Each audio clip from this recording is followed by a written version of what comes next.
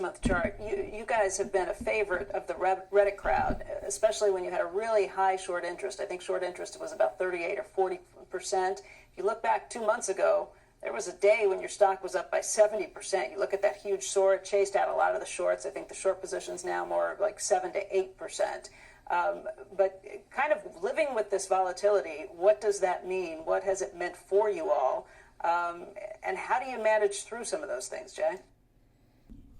Welcome to our channel, and welcome to another one of our videos.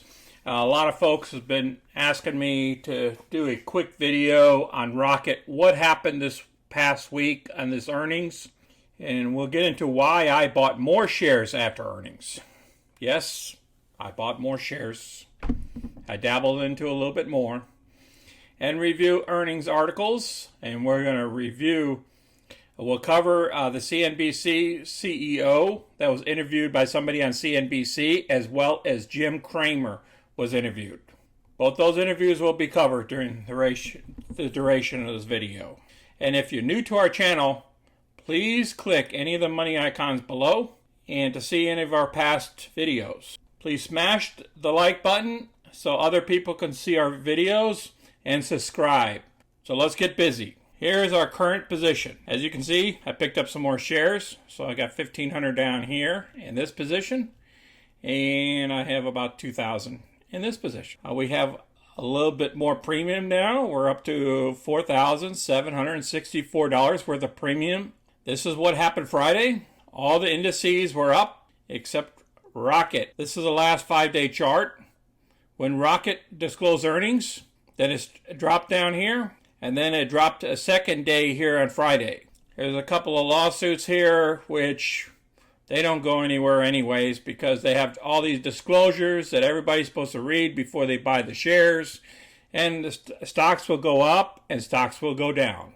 There were some downgrades here on 5.6 and 5.7. They went to neutral. On the low side, the analysts are stating that the share price will be at $17. The high side is still $33, and they average about $23 a share. Now let's discuss earnings.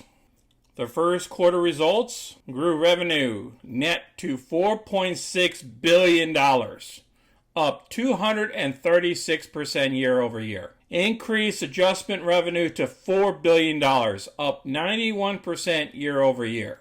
Grew net income to $2.8 billion, up 28 times year over year. Increased adjusted net income to $1.8 billion. Up 170% year over year. You can look at these numbers, and you can look at them all day long, and you would be saying to yourself, why did the stock fall? It's not because of these numbers.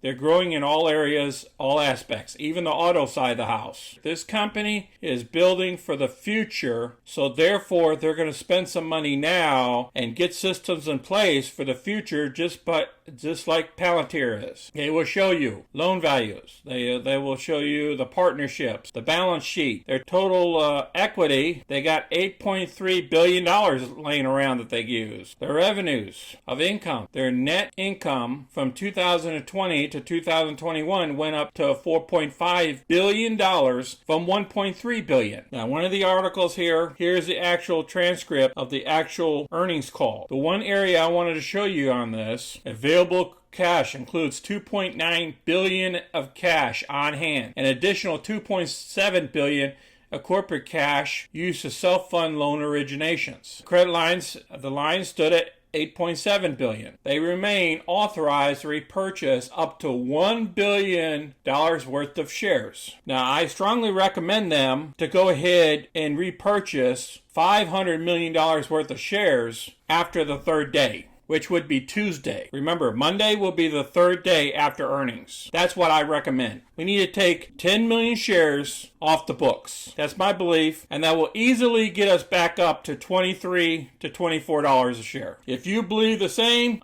please place a comment down below. Now, they're talking about why did the company crash today. I mean, these earnings couldn't be any better. I mean, even if they would have doubled these, the stock still would have fell. Why? Because management expects to close loan volumes of $82.5 billion to $87.5 billion. And that's a decline of roughly 18% at the midpoint. That's why some of the investors is kind of pulling away. But I believe they will make up some of that lost revenue in the auto area and some of the other ways that they can go ahead and pull money from. And that's why several analysts in turn cut their price target for Rocket from $30 down to $26. There was even one that cut it down to like $18.50. All right, let's listen to what Jim has to say. Buy or sell for Rocket. Cramer said he thinks Rocket stock is overdone. So let's listen to what he has to say. I wonder if you agreed with that. Well, I said it. No, I mean, do you agree with investor sentiment here? I think it's overdone. Look, Rocket said some things that you never want. Talking about margin compression, and then when Jay was on, Jay Farnham. I mean, Jay wants to dominate the industry, and Jay's capable of it. They have the best technology. They have great loaning capabilities, but he wants to take share. When you want to take share, what that says is, look out, I'm willing to lose, not money, have lower gross margins in order to basically wipe out others and take business. And there are a lot of others. It's a competitive market. You have to do something. You have to take some type of action to take out the other folks. So I looked at it and I said, Jay's being aggressive. There'll be a price where Jay's aggression is priced in. And I think we've got it. I like that stock. I like it a lot. Now, these are two, you can say, listen, I like Etsy, Fallen Angel, Peloton, Fallen Angel, Rocket, Fallen Angel. But I have said over and over again that this market gives you these opportunities for situations that seem like they're damaged, where what's really happened is the stock is overly discounting the negativity, and then when they actually report, they do pretty. I would love to own Rocket. See? You heard it from Jim. He really likes Rocket. He says this overselling is overdone. Now, let's listen to the CEO. All right, before we get to the CEO, let's go ahead and look at the stock on the chart, where I think some opportunities are. All right, this is the one-day chart here. As you can see, we went all the way down here. Now, we haven't been down here since last October 30th. And what has changed since October 30th? The only thing that's changed was shares were dumped on the market to help out Detroit. The profits in both February, back here, remember you seen where this drop was, back in February, that's where the earnings call was. Remember, we took that drift down? That was February's earnings call. We made a huge profit then, plus gave a dividend away of $1.11. Now this time, they didn't want to give any dividends away. They would have bought back some of the shares by now, but they haven't. The only thing that's changed since this date here, since October 30th, was they sold shares to help out Detroit mortgage market. It's going for a good cause. That's the only negativity that happened. Nothing else has happened. There's no big lawsuit that they lost. They're doing their jobs. And they're getting punished only because they're not giving out dividends or they're not buying back shares quick enough that Wall Street wants. That's why we're where we're at. But the future of the company, GMC's, is a bright future because they're going to be able to get money from different areas, and it's a tech company. It's not just a mortgage company. Right now it's big mortgage, but later on they're going to have all sorts of platforms of money coming in. And they can just start buying back their shares every quarter and have less and less shares out there. That's what I recommend. And give out dividends. I like to see dividends every quarter. There'll be a lot more people coming in, a lot more companies investing in this company and locking this thing up. And trust me, we'll be over $40 before you know it. So let's listen to the CEO here answer these questions. Yeah, so great question. And being a privately held organization for 35 years, Dan Gilbert, we always talk about the fact that he has a famous line that Dan uses is never sell your stock in the flamingo.